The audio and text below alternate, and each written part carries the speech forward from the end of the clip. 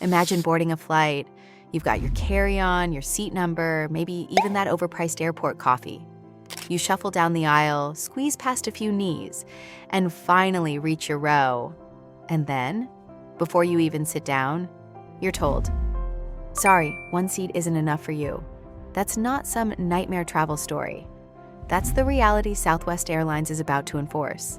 This policy isn't just a line in fine print. For a lot of travelers, it's the difference between being able to fly or being left behind. In 2025, Southwest announced a new passenger rule that set the internet on fire. Some people are calling it common sense. Others are calling it cruel. But either way, it's got travelers asking one big question: who actually belongs in the skies anymore? Now, if you've flown recently, you know airplane seats already feel like they were designed for a different species. One with shorter legs, narrower shoulders, and a spine made of Play-Doh. Add in the rising cost of tickets, shrinking legroom, and the chaos of boarding, and suddenly Southwest's policy feels less like an isolated rule and more like the last straw. But here's the thing. This isn't just a story about plus-size passengers. It's about dignity. It's about fairness. And it's about how airlines, companies that once sold us freedom and adventure, are now cutting the skies into smaller and smaller pieces, then charging us for each one. If you thought paying for a carry-on was bad, just wait until airlines start charging us for using the armrest. So, what exactly does Southwest's new policy say? And why has it sparked such a fierce backlash? Let's break it down. So let's cut through the headlines and look at what Southwest actually changed. For years, Southwest had what they called the customer of size policy. It worked like this. If a passenger couldn't fit in a single seat with the armrest fully down, they were asked to buy a second seat. But there was a catch. If the flight wasn't full, Southwest often refunded the cost later. It was inconsistent, a little awkward, but there was wiggle room. Now, in 2025, Southwest decided to tighten the rules. Under the new policy, plus-size passengers are required to buy that extra seat up front. No refunds unless extremely specific conditions are met. No, we'll wait and see if the flight's full. This shifts the responsibility entirely onto the passenger. It's no longer a gray area. It's a rule. You don't fit their definition? You pay more. Period. And here's where it gets messy. How do you even define fit? The airline points to the armrest test. If you can't sit with both armrests down without spilling into the next seat, you fail. But in practice, enforcement often comes down to flight attendants or gate staff making a call, which means a lot of passengers won't know they're in violation until the most stressful moment of their trip, boarding. And that's exactly what critics are furious about. Not just the extra cost, but the humiliation of having your body publicly judged in front of strangers. Imagine if grocery stores worked this way. Sorry, ma'am, you're taking up more than one aisle. That'll be an extra fee at checkout. So that's the rule. On paper, it's about safety, fairness, and clarity. In reality, it's about stigma, money, and outrage. And the internet hasn't been quiet about it. When Southwest announced the change, the internet erupted.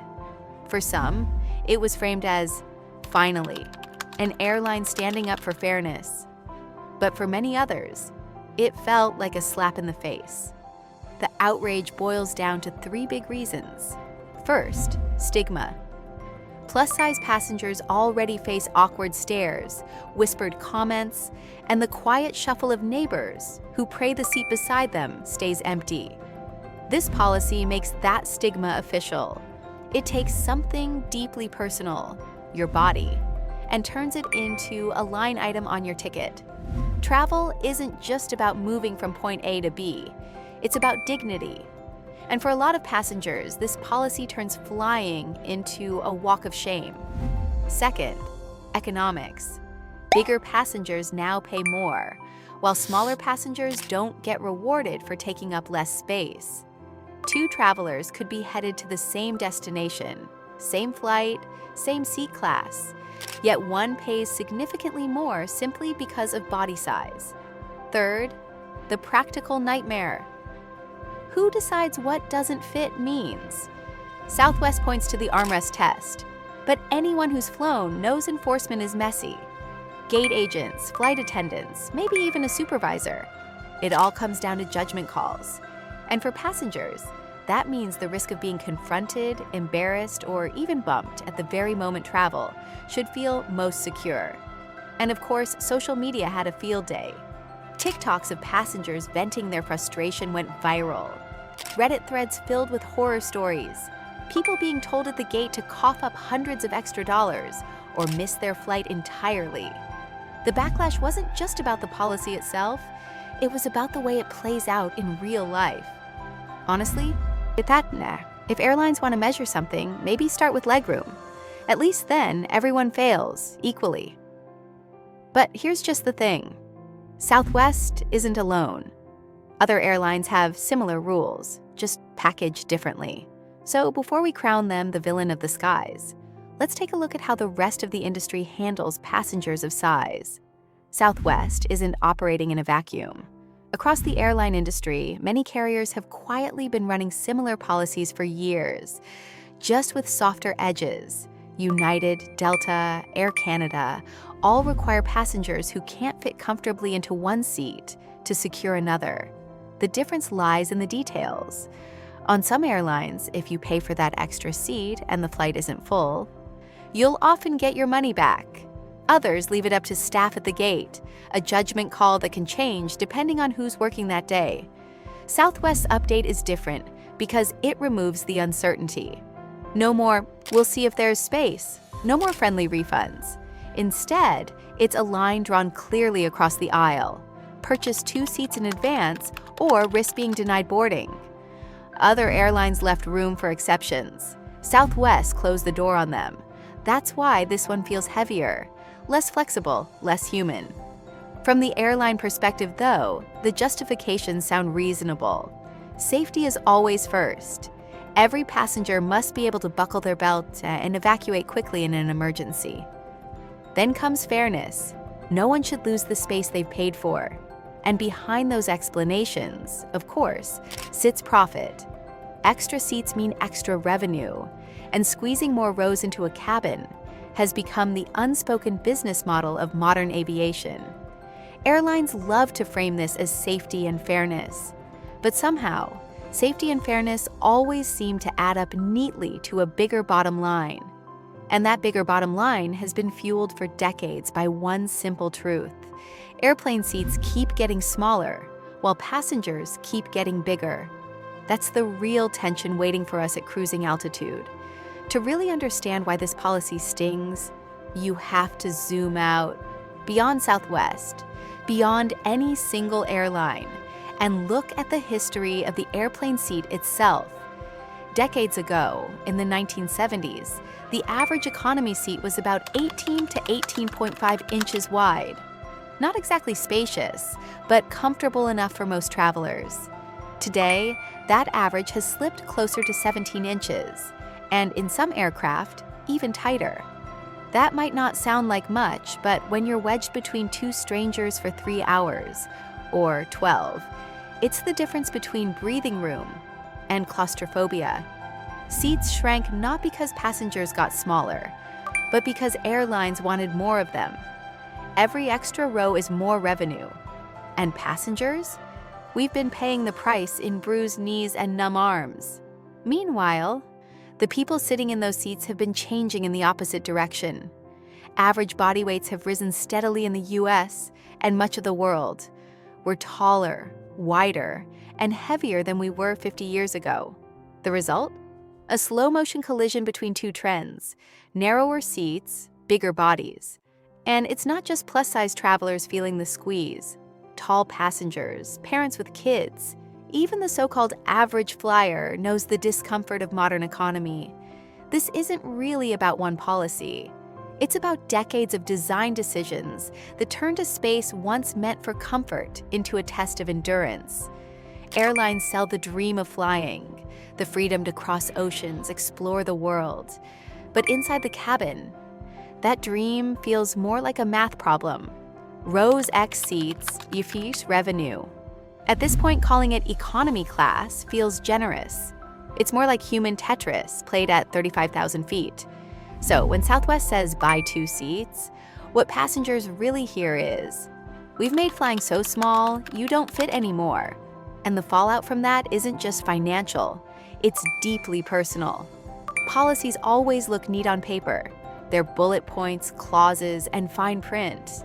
But the reality isn't written in legal terms. It plays out at the gate, at the check-in desk, and inside cramped cabins filled with strangers. For plus-size travelers, the consequences start with money. A round-trip ticket that might cost $400 suddenly doubles. A family vacation, a work trip. Even a last-minute emergency flight, now hundreds, even thousands more, simply to secure the same journey as everyone else. Then there's the emotional cost.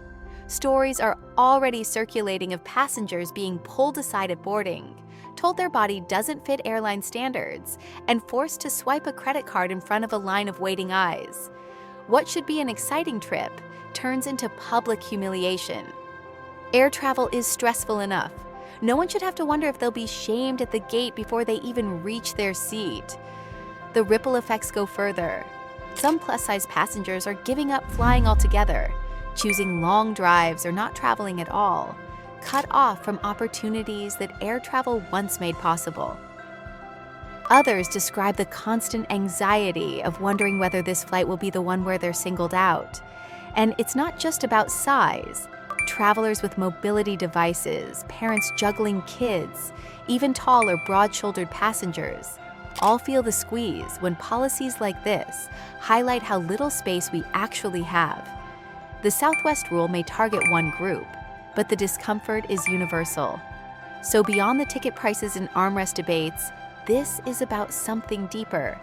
Whether air travel remains accessible to everyone or becomes yet another gatekeeping system. And that question isn't just social, it's legal. Controversy in the court of public opinion is one thing. But policies like this don't just spark hashtags, they raise legal questions too. In the US, some legal experts argue that Southwest's policy may run dangerously close to violating protections under the Americans with Disabilities Act. After all, if a passenger's body size is connected to a medical condition, is charging them more for the same service a form of discrimination? The Federal Aviation Administration has been cautious to step in, often leaving airlines broad discretion. Still, lawsuits have been filed in the past against carriers accused of fatphobia in the skies, cross the Atlantic, and things look even stricter. In the European Union, passenger rights are stronger, with regulations requiring non-discriminatory access to air travel. A policy like Southwest's would face far more scrutiny under EU law, and airlines could be fined if found to exclude passengers unfairly. This isn't just about seats, it's about rights. The right to travel, the right to equal access, and the right not to be singled out because of the body you live in. On the cultural side, activists have labeled the rule systemic fatphobia. Hashtags like "I'm flying while fat" trend on social media, filled with stories of passengers who felt dehumanized mid-flight. But not everyone sees it that way. Supporters argue the opposite, that it's about fairness. If one person takes more than one seat, they say, they should pay for it. Simple economics. For them, it's not discrimination, it's just math. And that's the heart of the debate. Two values colliding at 35,000 feet. Human dignity versus corporate efficiency. A person's right to space versus an airline's right to profit. It's funny, when airlines add new baggage fees, they call it innovation. When passengers push back, suddenly it's economics. And if Southwest's move feels controversial now, just wait, because it may not be the end of the story. It might be a preview of where air travel is headed next. The story of Southwest's policy isn't just about today's boarding process. It's a window into how air travel is evolving. Because if you look at the trends, the cabin of the future might not be shaped by comfort or freedom, but by math, profit margins, and who can afford to fit the bill. In Samoa, one airline introduced a pay-by-weight system where your fare was calculated the same way as your luggage. Step on a scale, pay by the pound. The model was short-lived, but it sparked global outrage and conversation. Could it return, especially as airlines look for new ways to squeeze revenue? Imagine air travel becoming like shipping. Humans priced the same way as cargo. That's not science fiction. It's already been tested. Then there's design innovation.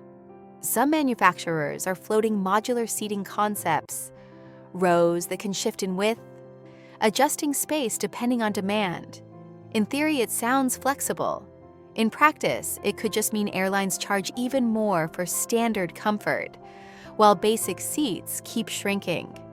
Meanwhile, the gap between economy and premium grows wider every year. Flatbeds, private pods, even onboard showers at the front of the plane. While at the back, the rest of us play a high-stakes game of musical chairs for elbow room. Airlines defend these trends under the banner of sustainability. Smaller seats mean more passengers per flight, which means lower carbon emissions per head. But the irony? Business and first class, the most carbon-intensive seats of all, aren't going anywhere. Because sustainability sells best when it doesn't inconvenience the people who can pay more. They call it the future of flying. Most passengers would just call it the future of suffering, unless you're up front sipping champagne. And that's where the Southwest debate really lands. It's not just about one airline or one policy. It's about the direction of the skies themselves. The question isn't only who fits into a seat today, it's who will be allowed to fly tomorrow. We've covered the outrage, the history, the shrinking seats, and even the speculative futures of air travel. But at the heart of all this is a much simpler question. What does it mean to travel with dignity? Southwest policy has been framed as fairness. One seat, one passenger, one price. But fairness looks different depending on where you're sitting. For some, it's about protecting the space they paid for. For others, it's about not being forced to pay double just to be treated like everyone else. And the uncomfortable truth is that both perspectives have merit. Airlines are businesses. They chase efficiency, safety, and revenue. But passengers aren't just numbers on a manifest. They're human beings with bodies, stories, and reasons for flying that go far beyond a balance sheet. In the end, no one boards a plane to argue about armrests. They board to see family, chase dreams, or reach someplace they've never been before. That's what makes this policy, and others like it, so much bigger than a line of fine print. This isn't really a question of inches. It's a question of belonging, who's invited to fly, and who's quietly pushed out. Because if travel is supposed to bring the world closer together, then the way we fly should reflect that, not divide us further apart. The issue isn't just policy, it's principle. Do we want air travel to be a bridge between people, or a barrier that decides who deserves a seat at all? If you made it this far, thanks for flying with us today. If you got something out of this video, hit that like button. It really helps us reach more travelers like you. And of course, make sure you're subscribed to Abroadly so you don't miss the next journey we take together. Until then, safe travels, and I'll see you in the next one.